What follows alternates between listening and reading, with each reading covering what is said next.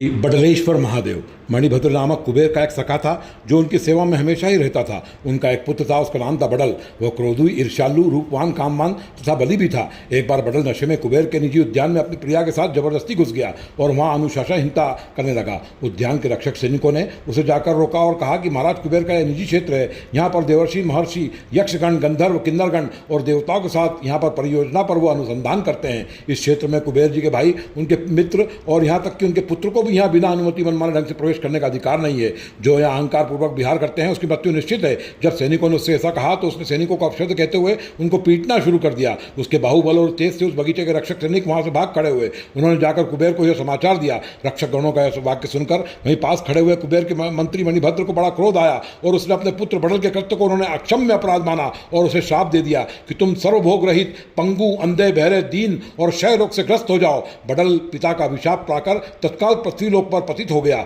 वह दारुण क्षय रोग से पीड़ित, अंधा, बहरा होकर अपने श्राप के संबंध में चिंतन करने लगा कि मैं कैसे श्राप से विमुक्त होऊंगा। मेरे पिता ने स्वामी भक्ति की पराकाष्ठा प्रस्तुत करी है। उनकी महानता को आज त्रिलोक भी मान रहा है। मेरे पिता ने आज मुझे धन्य कर दिया। मैं अपने पापों की सजा काट रहा हूं। तभी उसके पिता मणिभद्र वहां आ गए। मणिभद्र ने वहां आकर अपने पुत्र को विकलांग, अंधा, क्षय रोगी एवं दुख से विलाप करते हुए देखा। पुत्र की स्थिति से दुखी होकर मणिभद्र कहने लगे, मैंने स्वामी के कारण तुमको श्राप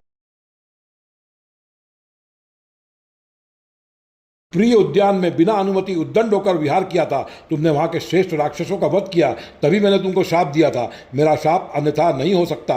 देखो, स्वामी ही देव होता है, प्रभु, माता तथा पिता होता है। जो व्यक्ति प्रभु के बिना संग्राम में अपने प्रियजनों को त्याग कर देता है उसे सनातन ब्रह्मलोक की प्राप्ति होती है। हे पुत्र, मेरा श्राप किसी औषधि, मंत्र, नियम या दान द्वारा शांत नहीं किया जा सकता। अतः इसे शांत करने का मैं एक उपाय कहता हूँ, उसे सुनो।